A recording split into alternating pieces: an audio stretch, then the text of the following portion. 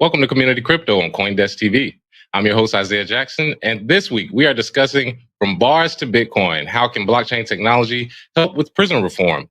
And I'm joined today by Justin Rhedrick, author of From Bars to Bitcoin and CEO of Bitcoin Vegan Transformational Services, and Mike Novogratz, a well-known member in the crypto community, a former partner at Goldman Sachs. He is the current CEO of Galaxy Digital and chairman of the Bell Project. Welcome to the show, guys. Thank you. Hey, how you doing, man? Thanks for having me. Absolutely. Glad to have you fellas here. And Justin, I want to start off with you. If you would tell the audience exactly how did Bitcoin help with your reformation and with prison reform in general? Well, the way it worked was when I first learned about Bitcoin and I saw the real power of it, I knew that there was an opportunity to build not just companies or whatever, but you could build yourself up off the platform. Coming home from prison, there aren't really many avenues out there for you to be, wildly successful with that can take you past of a level that's presented to you. So when I saw it with Bitcoin, it wasn't just the money, but it was just the fact that there was an opportunity. It was brand new to the whole entire world, and just being home from prison, I could tell that this was the next big run, like after social media and the internet. So just the fact that that opportunity was there alone, and you could build it all on your own, or you could, collab with other people who had no problem working with you, was the biggest upside I saw to Bitcoin.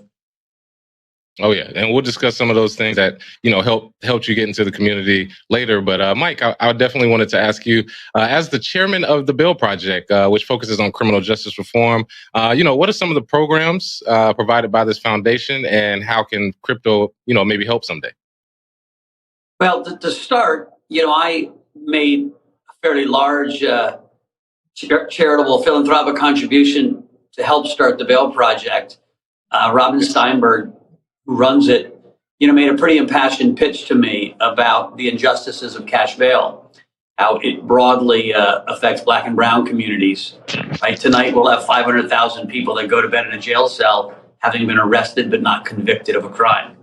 Right, we think we have you're guilty until proven innocent unless you're poor. And so to start, I actually funded my original, 8-figure contribution all through Ethereum profits. I made a whole bunch of money in Ethereum in 2017, and I felt like I wanted to give something back. And ever since then, the Bell Project has taken donations in any crypto. We've got a couple, big crypto players that have made big donations, lots of small ones. And so I think one message to the viewers is this has been a great bull market. Remember to invest in your community and invest in other underserved communities. Take some chips off the table and give them away. But so the Bell Project really tries to keep people out of jail. Right? We have 11 million people a year that will spend some time in jail. 11 million people go through this crazy criminal justice system of ours. And what we feel is if we can get them out before they spend too much time, it puts them back with their families, it puts them back at their jobs. Between 25 and 55% of the people we bail out have charges dropped. And so DAs like to hold people in jail until they finally give up and they take a plea. Like 98% of cases end in plea bargains in America. And so we're trying to disrupt that system. We want to put ourselves out of business, right? So we're trying to get enough data about, over 90% of the people we bail out show up at trial. So bail wasn't the thing that was keeping them from showing up at trial. We helped them with text messages and transportation to get there.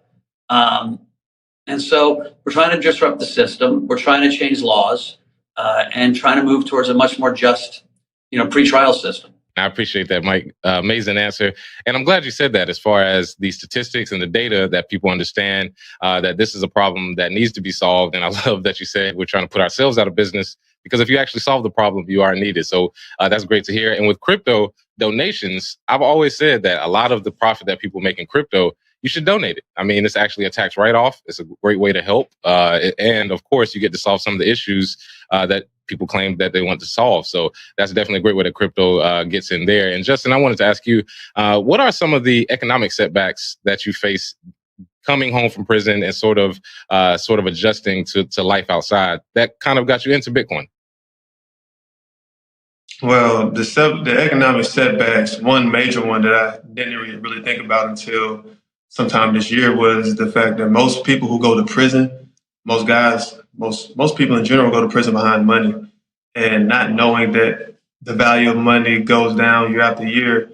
It opened my eyes to realize, like, I had gone to prison over trying to get money, and the money got weaker when I came home. That was number one.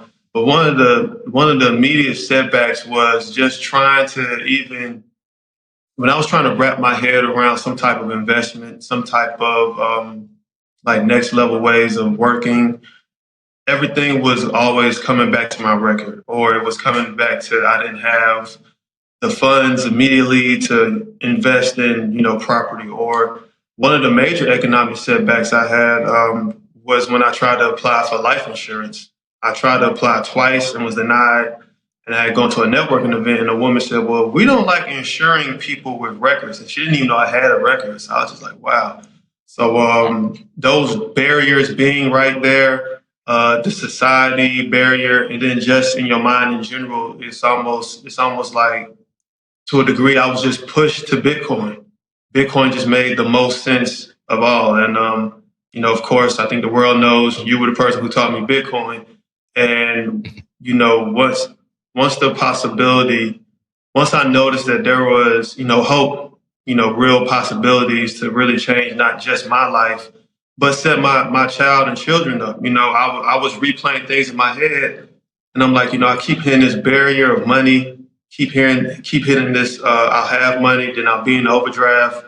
And so, of course, the literacy wasn't there, but, the education on that wasn't there neither. So everything that I learned coming home from prison about finances happened through Bitcoin.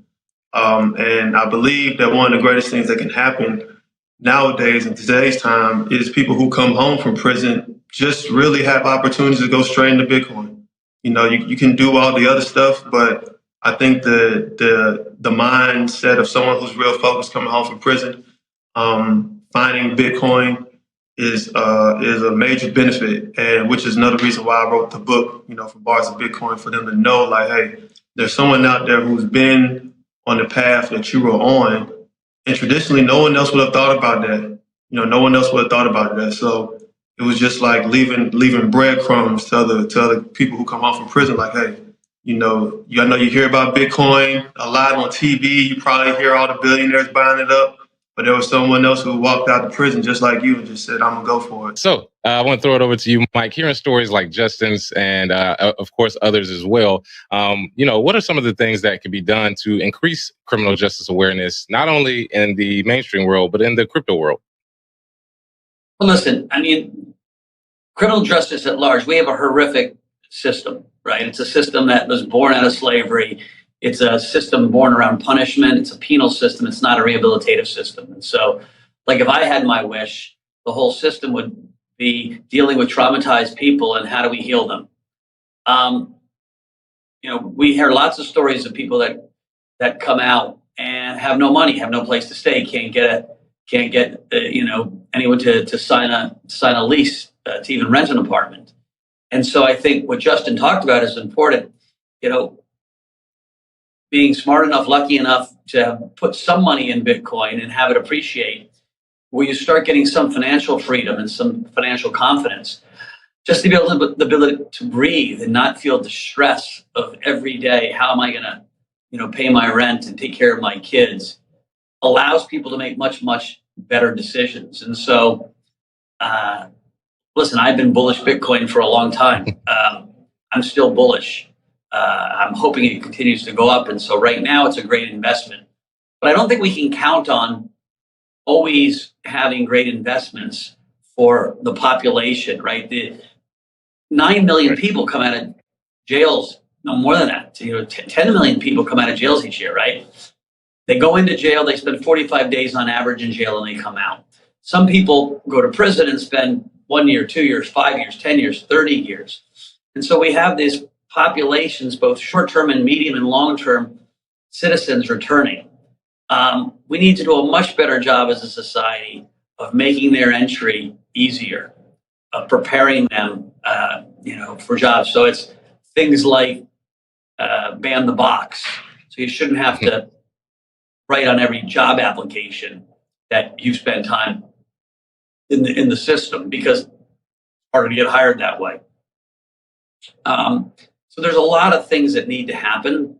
I would love to see them happen within prison, right? More education, more vocational training, more therapy. We need to heal people so they can come out and thrive. A system that is based on that common decent humanity, trying to put people back as productive citizens, is a far better system than the one we have right now. Listen, crypto can play a part in it. Certainly, right now it's playing a great part in helping people accumulate some wealth. And along with that wealth comes confidence and dignity and agency. And I think that's unbelievably important. But it's not the only solution. It's a part of an arsenal of lots of things that has to happen. And so at the Bail Project, right, that's the first piece of it. It's before you get in. But there are pieces all along the path that we need a lot more investment, both philanthropic capital, we need better policy. And so I'm optimistic. I really do think people's minds are changing, but there's a lot of work to do. Oh, yeah. And if you could briefly explain the steps that the Bail Project uses to rehabilitate. Well, we're more about making sure people don't spend time in jail, right? So if you get arrested before you've been convicted, you go to your arraignment and the judge sets a bail for you. 50% of America can't afford a $400 fine, right? That's 50% of America doesn't have $400 of excess savings. And they don't have a friend they can call and say, dude, I need $1,000, come bail me out. Like, most wealthy Americans don't comprehend that it's not the bottom 10% of our country that doesn't have savings. It's the bottom 60% of our country that doesn't have savings.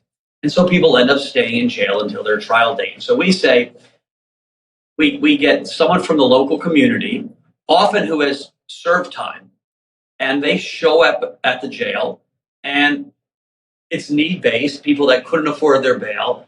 We look at them when we do an assessment. Will they come back to court? Because we want to keep our money flowing through the system. We make our best guess that, yes, this person will come back to court. We give them some support structure. Hey, we're going to text you for your court date. We'll give you transportation for your court date. We'll point them to some other community services that exist.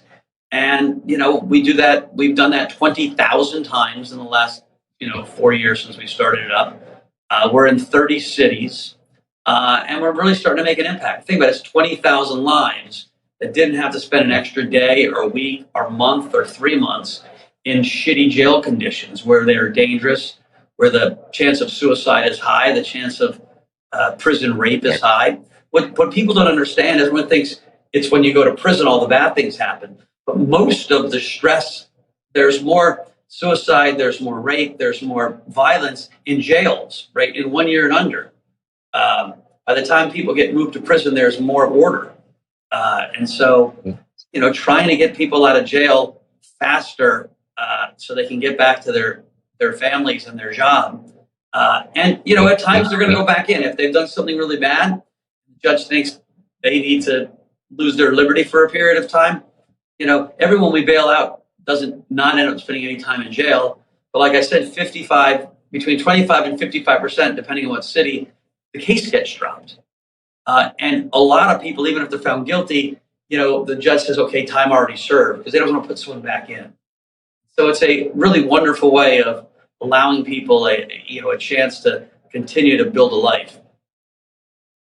So, Justin, I just wanted to jump to you and ask, what are some of the solutions that we can have outside of, the bail reform keeps people out of jail, the people that do end up going to prison, when they get out or maybe in prison, what are some of the solutions that we can provide, maybe using JPay and Bitcoin, maybe some other solutions based on your experience? What are some of the things we can do?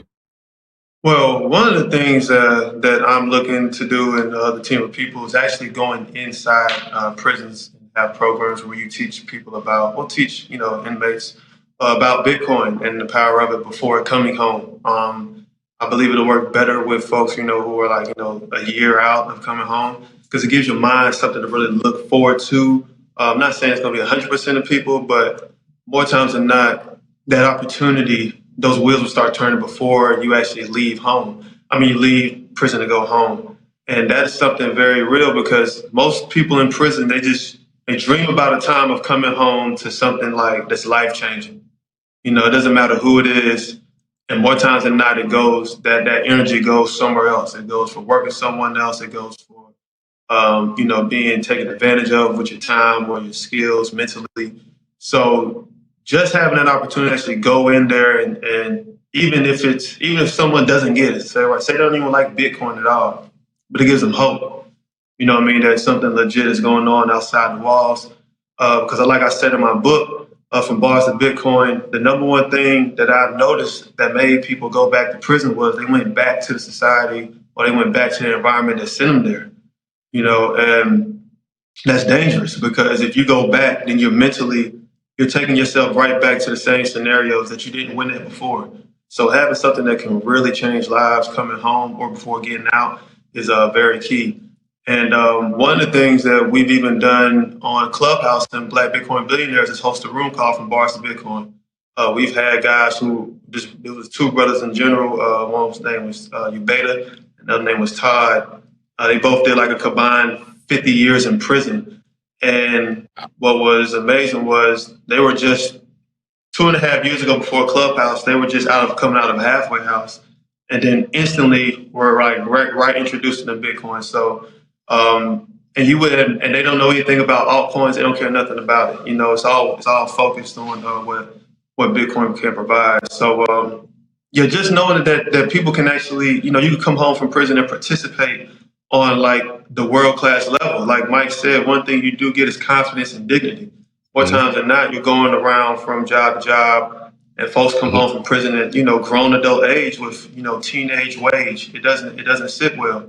And eventually you don't really understand, but your money is not keeping up with your age, your family, and all of that. So without the lack, and just having proper knowledge of what money is now, what money is, how it works, why you are there to invest. And just show that people have already lived a life. I think I've said a lot of times before, what made Bitcoin so easy to take was when you told me it was decentralized, and I immediately put that with stamps on the yard. It's very consistent. My experience, a lot of times, a lot of things I talk, most of them have experience. I'm not saying it's 100%, but most will see that it's authentic, and they can see where it's going. And, more importantly, outside of, bailout or whatever, I think as far as getting people Bitcoin in prison is something that could be very useful.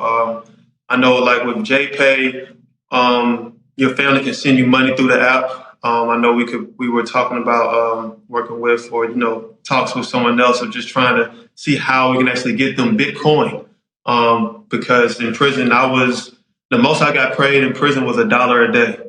$1 a day, then you get paid $7 at the end of the week. And so most of the times you're just using your hustling skills on the yard to eat. So that money, could be used to, decide, hey, I want to put, two of my $7 in Bitcoin, or I want to have my family send me Bitcoin, and if they forget about you, that's cool, because they've already, sent you a present, something you can come home to. If you're doing 20 years, it doesn't matter if you got $10 in Bitcoin. It's going to give you some type of relief. But again, it's kind of like Mike said, do people really want to put themselves out of business?